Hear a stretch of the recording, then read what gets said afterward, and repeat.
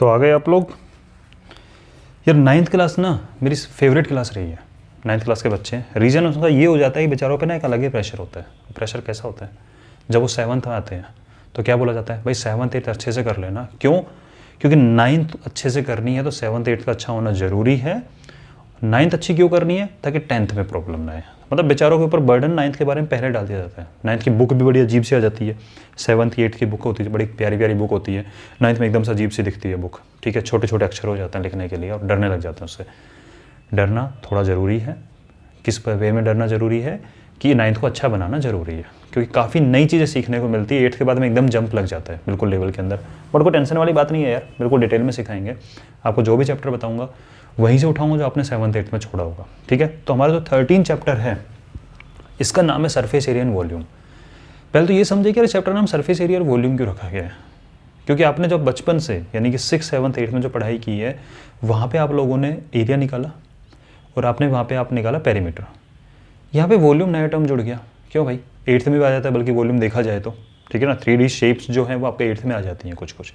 तो स्टार्ट करते हैं कहानी को वहाँ से कि जो 3D शेप का मतलब क्या है, 3 डायमेंशंस। ये 3 डायमेंशंस कौन कौन सी हैं? तो सबसे पहले बात करते हैं जहाँ कोई डायमेंशन नहीं है। This is point. ठीक है, कुछ लोग पॉइंट बनाते हैं ऐसे, गलत हो गया भाई, क्योंकि पॉइंट होता है डायमेंशन लेस। ये भी पॉइंट नहीं, इससे भी छोटा होगा। ठीक है, जिसकी कोई डायमेंशन नहीं होती, दैट इज पॉइंट। डायमेंशन बोले तो लेंथ ब्रेड्थ हाइट से रिलेटेड बात कर रहा हूँ, जिसको आप मेजर कर सकते हो। तो पॉइंट में आप किसी चीज़ को कुछ मेजर नहीं कर सकते। पहले तो ये चीज़ गलती करना बंद कर दो आज से। ठीक है, ज्योमेट्री के क्वेश्चन करते हो और पॉइंट को इतना डार्क कर देते हो वहाँ पे, ये पॉइंट नहीं बचता। आप इसकी थिकनेस को मेजर कर सकते हो, ऑलमोस्ट 1 सेंटीमीटर बन गई है। ठीक है, तो ऐसा नहीं करना। 0.5 सेंटीमीटर तो हो गई है, तो ऐसा नहीं करना है। पॉइंट बोले तो डायमेंशन लेस, उसकी कोई डायमेंशन नहीं होती है। मतलब उसकी ना विड्थ होती है, ना लेंथ होती है, ना हाइट होती है, कुछ नहीं होती उसके अंदर। उसके बाद में आप लोगों ने पढ़ा 1 डायमेंशन वाली चीज़ें, यानी कि एक लाइन। ठीक है, 2 डायमेंशन वाली चीज़ें आप लोगों ने ट्राइंगल पढ़ ली, आप लोगों ने स्क्वायर पढ़ लिया। ठीक है, आप लोगों ने रोम्बस पढ़ लिया, आप लोगों ने पैरेललोग्राम पढ़ लिया, रेक्टेंगल पढ़ लिया, सर्किल पढ़ लिया। सब 2 डायमेंशन वाली चीज़ें हैं। 2 डायमेंशन वाली चीज़ वो जिसको आप फ्लैट सरफेस के ऊपर ड्रॉ कर सकते हो। ठीक है, उसके बाद में हमने बोला सर 2 डायमेंशन वाली चीज़ें जितनी पढ़ी थी वहाँ पे हमने निकाला था उनका पेरीमीटर और एरिया। तो पेरीमीटर एरिया क्या होता है जिससे हम वॉल्यूम तक पहुँचे? तो देखो, पेरीमीटर का मतलब होता है किसी भी चीज़ की बाउंड्री पे घूम रहे हो, that is related to perimeter. मतलब अगर कोई बोले आपका कि सामने ग्राउंड है, इस ग्राउंड के एक चक्कर मारो, बताओ कितना डिस्टेंस कवर होगा, मीन्स पेरीमीटर। बाउंड्री पे जो काम कर रहे हो पेरीमीटर। आपको लेस लगानी है इस बोर्ड के चारों तरफ, आपको कुछ करना है चारों तरफ, that is related to perimeter. Perimeter outside. ठीक है, आप मेजरमेंट कर रहे हो। एरिया बोले तो आप उसमें पेंट कर रहे हो, इतना समझ लो, या घास लगा रहे हो कहीं पे। तो अगर मुझे इसका एरिया निकालना है बोले तो ये अंदर वाला जो चीज़ें हैं that is related to area, अंदर पेंट कर रहे हो। और आप 3D वाले जो क्वेश्चन करोगे आप उनमें बिल्कुल ईजिली रहेगा आपके लिए समझना। आपको कभी भी पता करना हो एरिया, सरफेस एरिया मतलब कितने एरिया पे आप पेंट कर सकते हो, क्योंकि यहाँ पे क्वेश्चन ऐसे भी आएंगे 3D के अंदर, कहीं पे करना हो कहीं पे नहीं करना होगा। और बच्चे करते हैं गलती क्या, फॉर्मूला याद करने की। फॉर्मूला याद नहीं करना है। ठीक है, मैं समझाऊंगा आपको कैसे करना है, क्वेश्चन बहुत ईजिली हो जाएंगे। इसका एरिया निकालना, अंदर कितना पेंट हो सकता है, अंदर कितना पेंट हो सकता है। और वॉल्यूम बोले तो वॉल्यूम का मतलब होता है उसकी कैपेसिटी। रिलेट कर सकते हो आप इस चीज़ को कि अंदर कितना भर सकता है। तो आप इसके अंदर कुछ भर नहीं सकते, इसके सरफेस पे कुछ रख सकते हो ठीक है, लेकिन अंदर कुछ नहीं भर सकते आप इसके अंदर। ठीक है ना, इसके अंदर नहीं भर सकते। अंदर तब भरा जाएगा जब कोई चीज़ उठी हो, जैसे डब्बा होता है। तो डब्बे में देखा जाए, ये आपका मान लो कोई डब्बा हो गया क्यूबॉइड वाला शेप, जानते ऐसा नहीं कि नया आपके लिए, क्यूबॉइड वाला शेप का डब्बा हो गया, उसमें नीचे की लेंथ भी होती है, ब्रेड्थ भी होती है, उसकी हाइट भी होती है, उसमें कुछ भर सकते हो, that is related to volume. तो पेरीमीटर बोले तो बाउंड्री पे काम करना, एरिया बोले तो उसके ऊपर पेंट करना, और वॉल्यूम बोले तो उसके अंदर कुछ भरना। ठीक है, तो ये 2D शेप हो गया। अब 3D शेप को हम समझने वाले, इंट्रोडक्शन है चैप्टर का आज। इसका मतलब हो गया कि आपको पहले सारी शेप्स के बारे में बताऊंगा कि शेप्स हैं कैसी कैसी और उनके क्या क्या पैरामीटर हैं। ठीक है, उसके बाद में फिर हम एक एक शेप को पकड़ पकड़ के समझना चालू करेंगे। तो सबसे पहले आप जो हेडिंग डालोगे इसके अंदर आप डाल लीजिए क्यूब डाल लो। चलो क्यूबॉइड डालो। ठीक है जी, क्यूबॉइड कैसा दिखता है? एक बात और बता देता हूँ, बड़ी काम की बात है। इस चैप्टर की चीटिंग, क्या वर्ड यूज कर दिया मैंने, इस चैप्टर की चीटिंग आप एग्जाम रूम में बैठ के भी कर सकते हो, बिना किसी बच्चे को डिस्टर्ब किए, बिना टीचर डिस्टर्ब किए, क्योंकि इस चैप्टर में जो चीज़ें होने वाली है आपको आपके रूम में अवेलेबल होंगी। ठीक है। तो मैं आपको विजुलाइज करके ही फॉर्मूले समझाऊंगा और आप भी विजुलाइज करके ही फॉर्मूला अप्लाई करोगे, बड़े स्पीड में होंगे फॉर्मूला अप्लाई। सबसे पहले क्यूबॉइड, अभी आप जहाँ बैठे हुए हो जैसे जिस रूम के अंदर, अब आप नज़र डालो, ये क्यूबॉइड है जो आपका रूम है, ठीक है। अब इसके अंदर क्या चीज़ हो रही है, अब आप जैसे बैठे ना उस पर ध्यान देना, जैसे मैं बोल रहा हूँ आपको। नीचे की तरफ देखो, राइट साइड में आपको नीचे दीवार जो दिख रही है वहाँ पे एक लाइन दिखाई दे रही होगी, नीचे फर्श और दीवार जहाँ मिल रही है, ठीक है, उसको पकड़ लो लेंथ। मान लिया जहाँ बैठे हुए हो आपके बैक साइड के अंदर दीवार है, आपकी जो फ्रंट की दीवार है उसकी जो नीचे दीवार और फर्श जो मिल रही है वो एक लाइन नज़र आ रही होगी, उसको मान लो उसकी ब्रेड्थ, ठीक है। और आप नज़र डालो दीवार पे, तो दीवार ऊपर से नीचे यानी जो ऐसे वाली जो दो दीवारें मिल रही है ये जो जा रही है दैट इज़ हाइट, ठीक है ना। चीटिंग अभी करवाते हैं, वो कैसे समझ में आएगा, पूरा ऐसे समझ में आएगा। तो लेंथ ब्रेड्थ हाइट बोलो तो ऐसे पकड़ लो आप इस चीज़ को। अब थोड़ी देर के लिए आपको मेरी शक्ल नज़र नहीं आई क्योंकि मैं भी आपके जैसे हो जाता हूँ, मोबाइल में आपने जैसे रखा हुआ है मुझे, ताकि अपने डायमेंशन सेम रहे। तो डब्बा बना देते हैं पहले समझने के लिए, फिर बात करेंगे इसके ऊपर। तो मान लीजिए ये आप हो और मैं भी हूँ ये, ठीक है। मैंने देखा कि यार किसी को मान लो कोई फर्क नहीं पड़ रहा उस चीज़ से, मैंने मान लिया मेरे सामने वाली जो दीवार है नीचे, जिसमें ऐसे खड़ा हुआ हूँ, ठीक है, तो सामने वाली जो दीवार की ये होगी, इसको बोलेंगे लेंथ। तो मैंने पकड़ लिया दिस इज लेंथ, ठीक है। मेरे बाजू वाली दीवार जो नीचे ऐसे जा रही है इसको बोलूँगा ब्रेड्थ। तो देखो बाजू में ऐसे जा रही है तो दिस इज ब्रेड्थ। और जो छत से फर्श, ये फर्श है भाई, ये वाला ये क्या चीज़ आपकी, ये फर्श है, ठीक है, ये फर्श है आपकी, ओके। और ये है आपकी छत, ओके। ये राइट साइड वाली दीवार, देखो ध्यान से देखो, ये राइट साइड वाली दीवार, बहुत डिटेल में बताने वाला हूँ, अच्छे समझना। ये आपकी लेफ्ट साइड वाली दीवार, ये जो पीछे जा रही है उधर वो आपकी फ्रंट वाली, और जो इधर वाली है ये नज़र आ रही है दैट इज़ योर बैक, ये छत और ये फर्श, ठीक है। तो आपने बोला ये लेंथ है, ये ब्रेड्थ है और ये होगी मेरी हाइट, ओके जी। तो क्यूबॉइड के अंदर क्या होता है, तीनों डायमेंशन अलग अलग होती हैं, लेंथ ब्रेड्थ एंड हाइट। उसके बाद क्या आपसे कोई पेरीमीटर निकालो, तो आप बाउंड्री पे कैसे काम करोगे, तो इसकी पेरीमीटर नहीं निकलती। 3 डायमेंशन वाली चीज़ों के पेरीमीटर नहीं निकलते हैं, ठीक है। 3 डायमेंशन वाली चीज़ों का आपको निकालते हो एरिया और वॉल्यूम, इसलिए हम 2 ही चीज़ें पढ़ने वाले चैप्टर के अंदर, एरिया और वॉल्यूम। तो क्यूबॉइड में क्या होता है, छोटे छोटे पॉइंट हैं, आप नज़र डालो इस चीज़ के ऊपर, सिर्फ फर्श के ऊपर, आप जहाँ बैठे हो उसको फर्श पे नज़र डालो, आपको नज़र आ रहा होगा एक आपकी लेंथ सामने वाली दीवार और एक आपकी बाजू वाली दीवार, ठीक है। तो आपको जो नीचे फर्श नज़र आ रही है ना इस टाइम पे रूम के अंदर, उस फर्श पे आप नज़र डालो, उसमें एक लेंथ है और एक ब्रेड्थ है, तो क्या वो एक रेक्टेंगल है, बिल्कुल एक रेक्टेंगल है। अब छत पे नज़र डालो, छत भी क्या एक रेक्टेंगल है, बिल्कुल एक रेक्टेंगल है, ठीक है जी। आप बाजू और लेफ्ट वाली दीवार पर नज़र डालो अपने, वो क्या एक रेक्टेंगल दिख रही है आपको एक, सिर्फ उसको देखो। ऐसा करो कि रूम की सारी चीज़ होता है ना, जैसे कि मूवी वगैरह हम स्लो मोशन में दिखाते हैं कि सारी दीवारों छत को अलग अलग कर दो, होता है ना, जैसे कि दुम से करके जाती दूर दूर, तो आपको हर दीवार अलग अलग, हर छत अलग अलग जाती जाती नजर आनी चाहिए। और हर जो सरफेस जा रही है, आपका नीचे वाला पोर्शन जो है that is also rectangle, top है वो भी रेक्टेंगल है, लेफ्ट वाली दीवार भी रेक्टेंगल है, राइट वाली दीवार भी रेक्टेंगल है, आपका फ्रंट भी एक रेक्टेंगल है, आपका बैक भी एक रेक्टेंगल है, ठीक है। तो टोटल मिला के बोल सकते हो कि क्यूबॉइड के अंदर क्या होता है भाई, और टोटल में कितना हो गया आपका, bottom top left right front back, total 6। तो 6 रेक्टेंगुलर सरफेसेस। तो कोई पूछ सकता है इस चीज को कि cuboid is a shape made up of किससे बनी हुई है, 6 रेक्टेंगुलर सरफेसेस से मिलकर बनी हुई है, ठीक है, पहली चीज। तो ये आपको क्वेश्चन बन गया आपका, ये हमें पता होना चाहिए। और क्यूबॉइड की डायमेंशंस कौन कौन सी होती है, लेंथ ब्रेड्थ और हाइट, ये मैंने आपको विजुलाइज करा दिया है। तो अभी हम सिर्फ शेप के बारे में समझ रहे हैं कि हमने कौन कौन सी शेप पढ़नी है, ठीक है। उसके बाद में अगर मान लो आपको सरफेस का एरिया निकालना हो तो वो हम आएंगे जब क्यूबॉइड पर्टिकुलर टॉपिक आएगा। तो अभी हम क्या करने वाले हैं, हम शेप्स को देख रहे हैं, समझ रहे हैं, कौन कौन से पैरामीटर उसके अंदर है वो चीज़ समझने वाले हैं, फिर एक एक शेप बाद में आने वाली अगले लेक्चर से। सेकेंड शेप है क्यूब, इसी आपके रूम को बना देते हैं क्यूब। क्यूब कैसे बन सकता है, ध्यान से देखो, आपके सामने वाली जो दीवार है, ये सामने वाली दीवार जो भी है, मान लेते हैं 10 फीट की है, आपके बगल वाली दीवार ये भी मान लेते हैं 10 फीट की है, और आपकी ज़मीन से लेकर छत तक की हाइट भी 10 फीट की है। तो आपने क्या कर दिया, आपने सारी डायमेंशन कर दी सेम। ठीक है, आपने सारी डायमेंशन क्या कर दी, सेम कर दी कि ये भी 10 फिट हो गया, ये भी 10 फिट हो गया, ये भी 10 फिट हो गया।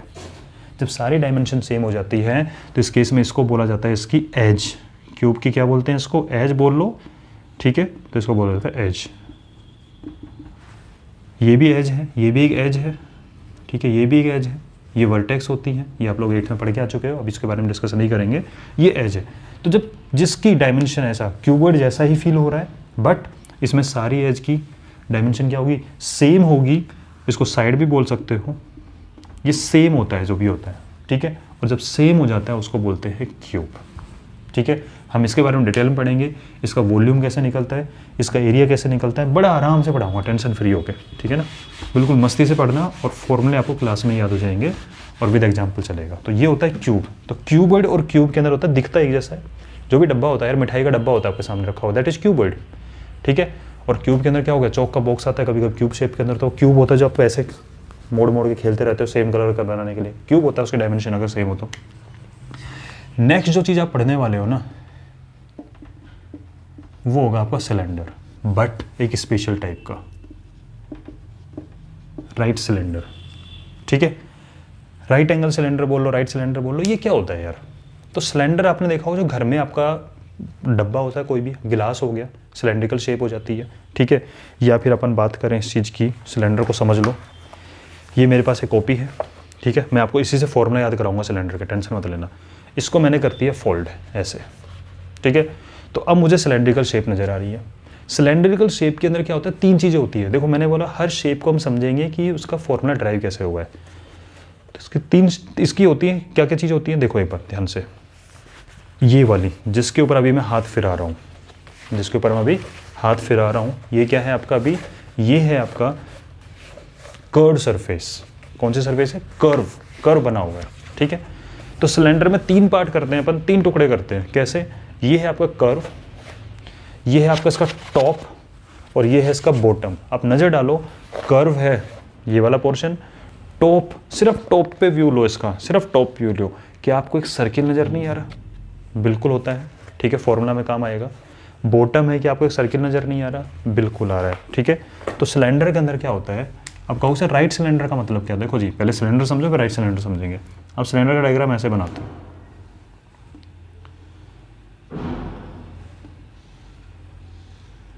ठीक है। अगर इसी सिलेंडर का डायग्राम मैं ऐसे बना दूं, तो है तो सिलेंडर, बट अगर आप इसके बेस के साथ में इसको टॉप को मिलाओगे यहाँ से इसका मिड पॉइंट को, तो ये 90 डिग्री नहीं बन रहा, 90 से कम बन रहा है, ये 90 से ज़्यादा बन रहा है। और इस केस में क्या होता है, अगर आपके मिड पॉइंट को लेके आओगे तो 90 बनता है। This is right circular, right cylinder हो गया आपका, ठीक है जी। तो ये बात ध्यान रखनी है कि हमेशा ऐसा होगा, ये ऐसा वाला स्टडी हम नहीं करेंगे, हमारे कोर्स में नहीं है, ठीक है। पहला पॉइंट तो ये राइट सर्कुलर सिलेंडर हो गया ये। उसके बाद में हमने कहा इसके डायमेंशन तो देखें, कौन कौन से पैरामीटर जिनको हमें स्टडी करना है, तो पैरामीटर क्या होंगे, देखो जी, सिलेंडर की एक होती है हाइट, कौन कौन से पैरामीटर स्टडी करने वाला है इसके अंदर, एक होती है हाइट, यानी कि हाइट बोले तो डब्बे को ऐसे हाथ में पकड़ो ऊपर से लेके नीचे तक का, यानी कि मैंने अभी जो आपको दिखाया था ये चीज़, यहाँ से यहाँ तक का, इसको बोलते हैं हाइट, ठीक है। तो यहाँ से यहाँ तक इसको बोलते हैं हाइट, और डिनोट किया जाता है एच से, ठीक है। कुछ नोटेशन है, ये यूज करेंगे, फॉर्मूले में काम आएगी। सेकंड थिंग, आप ध्यान से देखो, ये आपको टॉप क्या नजर आया था, एक सर्किल नजर आया था, और बॉटम का सर्किल भी सेम नजर आया था। और सर्किल का एक पैरामीटर बड़ा इंपॉर्टेंट होता है, कौन सा, कि अगर ये सर्किल है तो सर्किल में सिर्फ हमें एक ही चीज़ पता होनी चाहिए, क्या, उसकी रेडियस, इसकी रेडियस, तो इसको बोल सकते हो बेस रेडियस, ठीक है, ये टॉप का रेडियस। तो सिलेंडर के अंदर आपको ये दो डायमेंशन काम आएगी, एक तो आएगा बेस का या टॉप का रेडियस, और एक सिलेंडर कितनी हाइट का है, ठीक है। इन्हीं का यूज करके हम निकालेंगे इस टोटल सरफेस के ऊपर, अगर पेंट करो जिसमें टॉप भी इंक्लूड हो गया, बॉटम भी इंक्लूड हो गया, कर्व भी इंक्लूड हो गया, इसके ऊपर कितना तो आप इसके ऊपर पेंट कर सकते हो। कभी कभी आपसे क्वेश्चन पूछेगा कि आपको पेंट करना है ओनली, सिलेंड्रिकल टैंक बना हुआ है, उसमें आपको पेंट करना है सिर्फ वॉल के ऊपर, और एक नीचे पेंट करना है, ऊपर तो ढक्कन लगा हुआ है, वहाँ पेंट नहीं करना, तो हम सिर्फ कर्व वाले को पढ़ेंगे, नीचे वाले को पढ़ेंगे। तो ये कैसे ब्रेकअप होता है ना इनका, सारी चीज़ों का, वो समझने वाले हैं। वो वाला ब्रेक अपनी चीज़ों का यहाँ पे कैसे ब्रेक डाउन होगा वो समझना है अपन को। सिलेंडर आपने देखा, सिलेंडर कैसा दिखता है, क्या क्या डायमेंशन काम में आने वाली है। उसके बाद में अगली चीज़ पढ़ने वाले आप कोन। कोन बोले तो जो आप टोपी लगाते हो ना, इस तरीके की आती है बड़े के ऊपर, इसको बोलते हैं कोन। या फिर कोन ये भी समझ लो कि आपके हाथ में अगर मिट्टी है, ठीक है, उस मिट्टी को आप धीरे धीरे करके किसी चीज़ के ऊपर गिरा रहे हो, तो क्या होगा, टॉप एक पोजीशन पे गिरती रहेगी, फिर फैलती रहेगी, ऊपर से चोंच बन जाती है, नीचे फैलती चली जाती है, ठीक है। ये गेहूं का ढेर लगा हुआ है, कुछ भी ऐसे है, तो वो भी कैसा शेप होता है, ऐसा शेप होता है, धीरे धीरे फैलता चला जाता है, ऊपर शेप बन जाता है, दैट इज कोन। कोन के अंदर कौन कौन से पैरामीटर हैं, तो ध्यान से देखो। कोन के अंदर जो टोपी आप पहनते हो सर के ऊपर, नीचे तो ऐसे गोलाई में होती है और ऊपर ऐसे चोंच जाती है, ठीक है। तो क्या चीज़ होगी, नीचे अगर ध्यान से देखो आप उसका, तो नीचे होता है एक सर्किल, और सर्किल में एक ही पैरामीटर होता है काम का, और होता ही एक है रेडियस, ठीक है। डायमीटर वगैरह तो इसी से बनता है, रेडियस हो गया। तो नीचे के बारे में स्टडी हम सर्किल के पॉइंट ऑफ व्यू से करेंगे। उसके बाद में ऊपर वाली चीज़ पे ध्यान दो, ऐसे इसको रखा कहीं पे मैंने, और इसको हाइट को मेजर कर लिया, तो this is known as height, h, ठीक है। ये क्या होगी आपकी हाइट। और ये टेढ़ी वाली हाइट ऐसे कितना है, इसको बोलते हैं, डिनोट करते हैं L से, और इसको बोला जाता है आपका स्लैंट हाइट। हाइट नहीं है, थोड़ा टेढ़ी हाइट है, ठीक है। तो ये 3 पैरामीटर होंगे जो काम आएंगे आपके कोन की स्टडी करने में। बेस का रेडियस कितना है, हाइट कितनी है, स्लैंट हाइट कितनी है। और एक इंटरेस्टिंग चीज़, अगर आप इसको 3 डायमेंशन वाली चीज़ ना मानकर अगर आप इसको 2D के अंदर देख रहे हो, तो आपको नज़र आ रहा होगा एक चीज़, सर ये हाइट ऐसे आ रही है, रेडियस ऐसे जा रही है, ये L ऐसे है, मुझे तो 90 डिग्री फील हो रहा है, क्योंकि हम यहाँ पे राइट सर्कुलर कोन ही पढ़ने वाले हैं, जिसमें यहाँ पे 90 डिग्री बनता है। टेढ़े वाला नहीं पढ़ेंगे, ऐसे वाला कि ऐसे जा रहा है, ये नहीं पढ़ने वाले अपन, ऐसा वाला पढ़ेंगे जिसमें राइट सर्कुलर कोन हो गया ये, तो इसमें 90 डिग्री बनता है। बोले बिल्कुल बनता है, अच्छा ऑब्जर्वेशन है आप लोगों का जिसने ऑब्जर्व किया इस चीज़ को। हम 2D में इमेजिन करें तो इसका मतलब सर अगर ये तो राइट एंगल बन गया, तो मुझे तो ऐसा फील हो रहा है, मैं इसको कट करके यहाँ निकाल रहा हूँ। देखो सर, ये H है अपना, ये L नज़र आ रहा है, ये R नज़र आ रहा है, तो इसका मतलब तो एक चीज़ हो गई सर, ये तो पाइथागोरस लग जाएगा, बिल्कुल लगेगा। This is hypotenuse, base perpendicular मान लो इसको, तो L का square hypotenuse square is equal to this base square R square plus H square, ये फॉर्मूला अप्लाई होगा, ठीक है ना।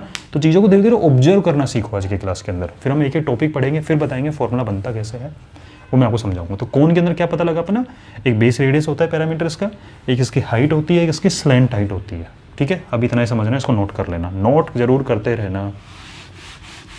हमने कोन का स्टडी किया, और 2 टॉपिक और बच जाते हैं, हेमिस्फेयर, पहले स्फेयर पढ़ो, और एक हो जाता है हेमिस्फेयर, देखेंगे उसको। स्फेयर क्या होता है, आपकी बॉल, क्रिकेट वाली बॉल, वॉलीबॉल वाली बॉल, ठीक है, फुटबॉल हो गई, बास्केटबॉल हो गई, सब क्या है, स्फेयर है, ठीक है। तो स्फेयर कैसे बनता है भाई, आप 3 डायमेंशन तो बना नहीं सकते, तो समझ लो 2 डायमेंशन ही है, ये स्फेयर हो गया। अब आप बॉल में ध्यान से देखो, कुछ बच्चे गड़बड़ करते हैं, तुम लोगों की गड़बड़ पता है क्या है, तुम लोग फॉर्मूला पहले तो रट लेते हो, फिर ये नहीं देखते फॉर्मूला। स्फेयर का फॉर्मूला अगर कोई पूछे ना, तो उसमें यूज़ करते हैं पाई आर स्क्वायर एच, बहुत शानदार, हाँ, 4/3 पाई आर स्क्वायर एच। अरे भाई एक बात बताओ, आपके हाथ में बॉल है, बॉल की हाइट क्या है आपके पास में, क्या आपके पास बॉल की हाइट पता है आपको? तो पहले तो हमें ये समझ में आना चाहिए कि स्फेयर में एक ही पैरामीटर होता है, कौन सा, इसके सेंटर से, और अगर यहाँ तक की डिस्टेंस मेजर करूँ तो रेडियस, बस। इसका मतलब जब स्फेयर में, मैं आपको पैरामीटर क्यों बता रहा हूँ, किसी को लग रहा हो सर क्यों पैरामीटर बता रहे हो सीधे, चलो, अरे भाई पैरामीटर इसलिए बता रहा हूँ ताकि पता लगे कि इसमें होते ही ये चीज़ें हैं, तो आप सब फॉर्मूला गलत ना लगाओ, ठीक है। तो स्फेयर में ओनली रेडियस होती है, तो इसका मतलब समझ में आ जाना चाहिए कि इसका जब एरिया निकालूंगा तब वहाँ पे ओनली रेडियस से रिलेटेड चीज़ होगी, हाइट वाइट कुछ आ ही नहीं सकती, और जब इसका वॉल्यूम निकालूंगा वहाँ भी ओनली रेडियस से रिलेटेड कोई चीज़ होगी। तो स्फेयर में क्या होता है, सेंटर पॉइंट से, भाई आपका बॉल है, आपकी बॉल है, ठीक है, उसमें एक सेंटर पॉइंट होगा कहीं ना कहीं बीच में, और उससे आपकी सरफेस तक का जो आएगा वो सारी रेडियस ही तो है, ये भी एक रेडियस है, ये भी रेडियस है, ये भी रेडियस है, सब सेम होगी। तो स्फेयर में ओनली 1 पैरामीटर काम आने वाला है, दैट इज रेडियस, ठीक है। अब बात करते हैं हेमिस्फेयर की। हेमिस्फेयर बोले तो स्फेयर का आधा, यानी कि मेरी जो बॉल थी, इस बॉल में क्या हुआ कि फट गई। क्रिकेट खेलते खेलते बॉल फट जाती है कभी कभी, तो फट गई तो मुझे ऐसा नज़र आने लगा होगा, और ये बॉल यहाँ से फट के फिर मैंने उसको फेंक दिया, तो ये आपको आधी बॉल नज़र आ रही है अपनी। जब आधी बॉल नज़र आ रही है तो आपको दिख जाएगा इसमें क्या पैरामीटर होता है। बोला जी इसमें पैरामीटर यही होता है, रेडियस। जब पूरी बॉल का पैरामीटर रेडियस, तो आधी बॉल का पैरामीटर भी रेडियस ही रहने वाला है, बॉल चेंज थोड़ी ना हो गई, बस आधी बॉल ही तो है। तो हेमिस्फेयर ये हो जाता है। और आपको मैं बिलीव करवा देता हूँ इस चीज़ को लेके कि आप एक बार अच्छे से पढ़ते रहो इस चैप्टर को, आपको बड़ा मजा आने वाला है। ठीक है, कैसे कैसे करते हैं तो हमने पढ़ा, जितने भी शेप आप पढ़ने वाले हो इन सारी शेप के पैरामीटर कौन कौन से, तो ध्यान से सुनो। क्यूबॉइड का जो पैरामीटर होता है उसमें LBH आता है। क्यूब के पैरामीटर में ओनली साइड होती है। सिलेंडर के पैरामीटर में एक उसकी हाइट होती है, और बेस और टॉप उसका सर्किल जैसा दिखता है तो उसमें सिर्फ रेडियस। दो ही पैरामीटर R और H आने वाला है उसके अंदर। फिर हमने कोन पढ़ा, कोन में 3 पैरामीटर आते हैं, बेस का रेडियस, एक उसकी हाइट, एक उसकी स्लैंट हाइट, और ये आपको राइट एंगल ट्राइंगल का एहसास करा रहा है। ठीक है, तो उसमें पाइथागोरस लग जाती है। इसका मतलब L square equal to R square plus H square था। मतलब क्वेश्चन में अगर आपको R और H दे दे तो आप L निकाल सकते हो उसका यूज़ करके, L और R दे तो आप H निकाल सकते हो, L और H दे आप R निकाल सकते हो यूजिंग पाइथागोरस, और ये होगा। आपको तीनों चीज़ें कभी नहीं देगा वो। ठीक है, फिर हमने पढ़ा sphere, only parameter is radius. फिर हमने पढ़ा hemisphere, only parameter is radius. तो कल मिलते हैं नेक्स्ट क्लास के अंदर, वहाँ पे सबसे पहले टॉपिक उठाएंगे क्यूबॉइड, डिटेल एक्सप्लेनेशन, वो एरिया क्या होता है, वॉल्यूम क्या होता है, रूम में आपको बैठा के चीटिंग करना सिखा देंगे। ठीक है, आराम से देखो, विजुलाइज करोगे कि कभी छत पे पेंट करना है, कभी नहीं करना है, कभी फर्श पे करना है, कभी नहीं करना है, कभी ओनली 3 वॉल पे करना है। तो अलग अलग के लिए अलग अलग फॉर्मूला नहीं होगा, सिर्फ विजुलाइजेशन होगा। ठीक है, तो मिलते हैं नेक्स्ट क्लास में।